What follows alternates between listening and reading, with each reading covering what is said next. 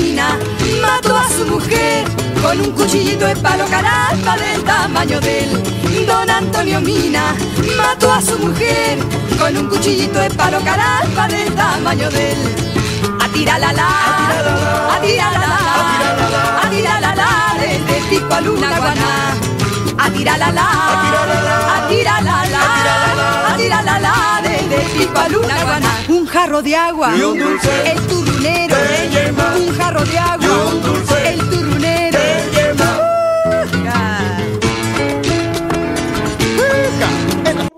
Y de la guerra espacial.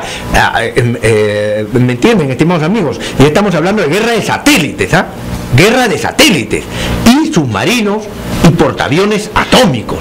Entonces, Perú está en una grave situación, como siempre. En toda nuestra historia republicana no tenemos armamento. Salvo Juan Velasco Alvarado, que puso al Perú, pero a punto, sedita lo puso en tema de material bélico. Trajeron armamento ruso y nosotros éramos una potencia en materia de armamento, hasta mandó construir el aeropuerto, que es una obra de ingeniería universal, el aeropuerto de la FAB de La Joya, en Arequipa, que está bajo tierra. Ustedes sabían eso, ¿no es cierto? Les informo entonces, para los jóvenes que no conocen, que es un aeropuerto que está bajo tierra, es un aeropuerto militar. Los aviones Mirage venían y de un momento a otro desaparecían, porque simplemente se abría la tierra y entraban los aviones peruanos militares que estaban prestos para atacar a Chile.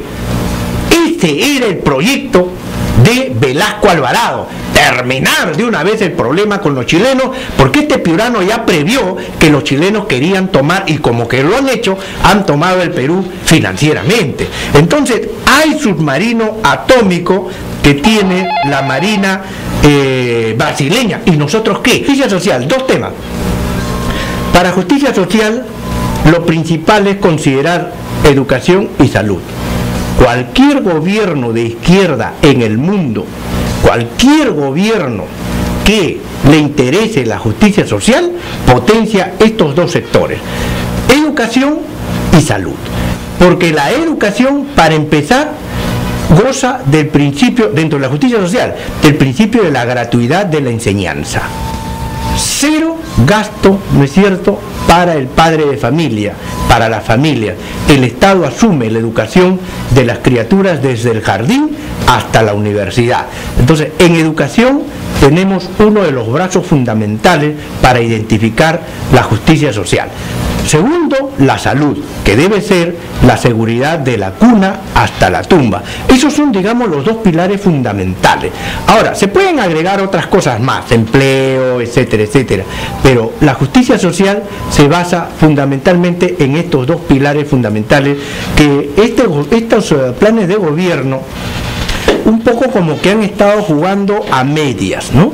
Por ejemplo, el señor Ollantumala ha hablado de la corrupción como un tema de agenda fundamental, ¿no es cierto? Y me parece bueno por la coyuntura. Y el tema de la educación y la salud también le ha dado cierto peso, pero no tanto como el tema de la corrupción, que es lo que más nos está quejando en este momento. Sí, arriba la llamada, JC. Buenas tardes. Buenas tardes, amiga, le escuchamos. Corazón al doctor Jaime del Castillo por el magnífico esclarecimiento. Gracias, gracias. Nuestro pueblo ha de salir del subdesarrollo, ha de salir de ese entrante que está contra con el imperialismo, con todo tipo de imperialismo. Entonces, fíjense, es necesario que todo el pueblo se una y votemos por Ollanta. Esa es la voz, querido doctor Jaime del Castillo, citándolo, su magnífico esclarecimiento. Gracias, gracias, estimado amigo. Bien, entonces, para terminar este tema del armamento en Brasil, página 25 de la revista Careta, dice: se recordó que la industria del armamento creció en 8% a 401.000 millones de dólares a pesar de la crisis económica mundial el 2008. Desde el 2002 hasta el 2009, el gasto mundial en armamento aumentó en 59%.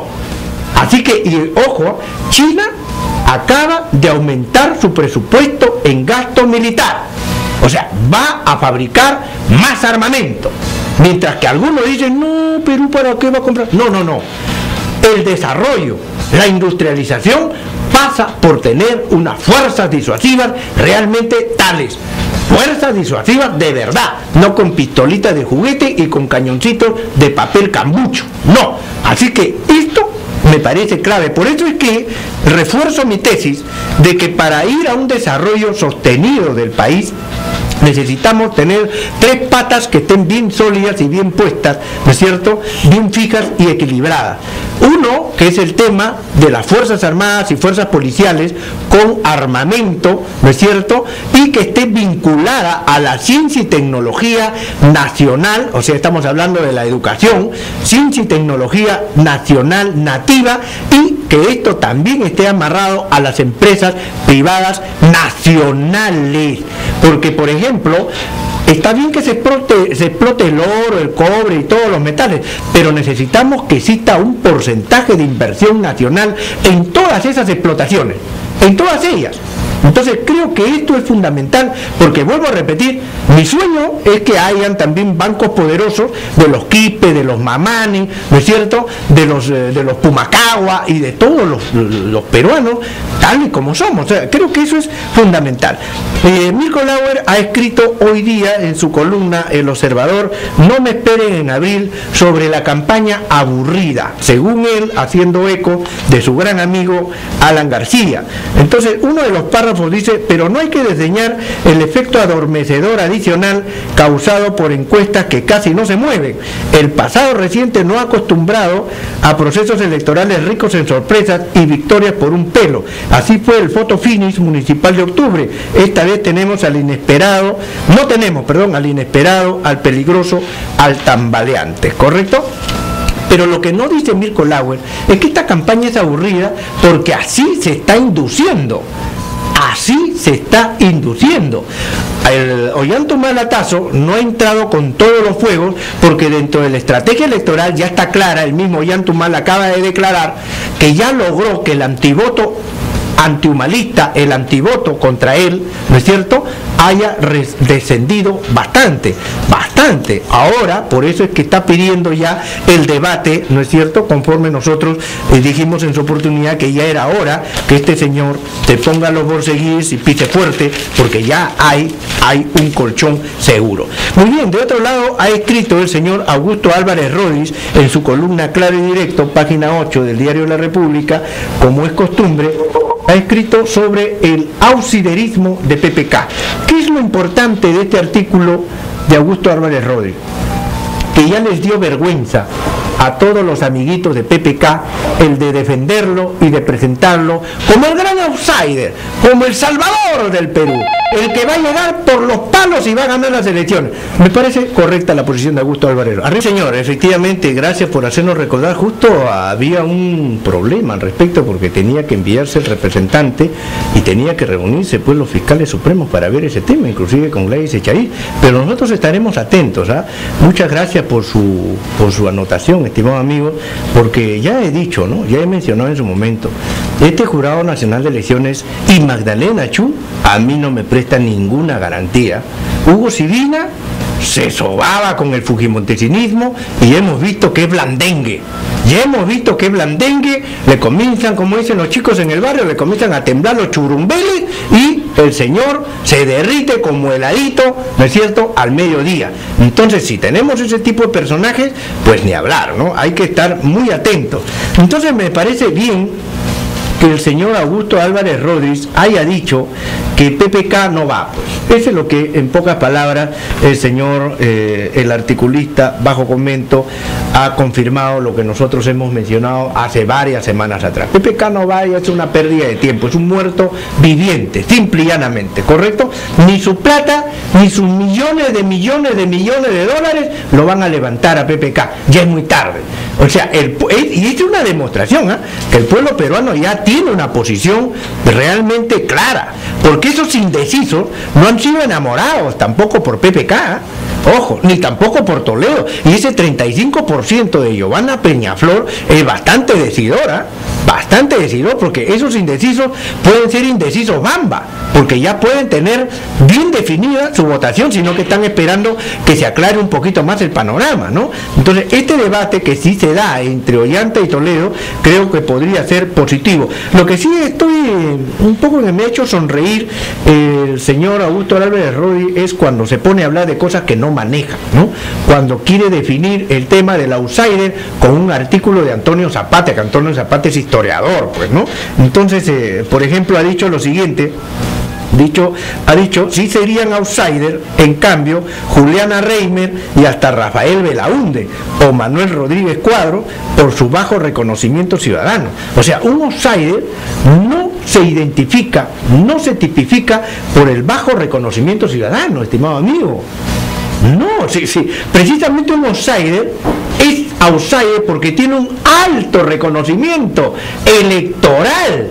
Entonces, aquí este señor me parece que está escribiendo sobre cosas que no conoce, ¿no? Más abajo dice, hay muchas formas de definir lo que es un outsider. A mí me gusta una que usó Antonio Zapata hace más de un año en este diario. No suele ser un desconocido, por el contrario, una vez que llega arriba se descubre que sí estaba. O sea, no ha dicho nada, en pocas palabras. ¿Qué cosa es un outsider? Un outsider es un término nuevo que imprimieron algunos politólogos norteamericanos para definir a aquella persona que no está de acuerdo con el modelo totalitarista neoliberal. Esa es la verdad. Entonces, aquel que no está de acuerdo con el modelo económico mundial, simplemente se le considera un outsider. Aquel que no está de acuerdo con las prácticas tradicionales neoliberales. Eso es todo. Eso es todo. No hay ahí mayores profundizaciones. Así que aquí, outsider, no hay, sinceramente, ¿no? Entonces, válido el artículo, vuelvo a repetir, de Augusto Álvarez Rodríguez, en cuanto de una vez ya metió la daga en el cuello de PPK y ya lo mandó pues al sarcófago, ¿no es cierto? Ya con PPK no pasa nada. Acá son simplemente Toledo, Ollanta Humala y de repente por ahí Castañeda o Keiko, pero creo que simplemente la cosa se está dando para los dos. Si Toledo decide de una vez definir estas elecciones, que no tiene otra salida, ojo amigos toledistas que me están escuchando, Toledo no tiene otra opción, tiene que amarrarse a Ollanta Humala, y Ollanta Humala va a seguir flotando. Hasta ahora ha venido flotando como el corchito en el agua, ¿no? Inofensivamente. Y fíjense lo que ha logrado con hablar poco, ¿no es cierto? Y simplemente poner alguna banderilla. Entonces, basta que venga el debate entre Ollanta y Toledo, y yo creo que aquí la cosa se endereza. Para muchos es la desgracia y para otros es, digamos, el despegue. Y ya que hablamos de Antonio Zapata, estimados amigos, quiero recomendarles este muy buen artículo de Antonio Zapata. En otro momento también he criticado a este historiador que aparece siempre en recuerdan ustedes, la serie Sucedió en el Perú. Bueno, Antonio Zapata ha escrito ahora un artículo muy bueno en la página 12 del diario La República, titulado La consecuencia. Y este es un homenaje para la mujer que mencionamos el día de ayer, estimados amigos. Ayer nosotros mencionamos a la guantina, a la ayacuchana María Parado de Bellido. La mencionamos como un ícono femenino, ¿no es cierto? Un ícono del patriotismo, un ícono de la heroicidad, ¿no es cierto? Muy bien, este artículo de Antonio Zapata, o no sé que Antonio haya escuchado ayer en nuestro programa y se haya inspirado, ¿no? Entonces tiene acá la referencia que dice: María Parado de Bellido expresa la fuerza y la entereza de entregar la vida por los ideales, ¿no? Entonces María Parado de Bellido fue fusilada en Huamanga en marzo de 1822.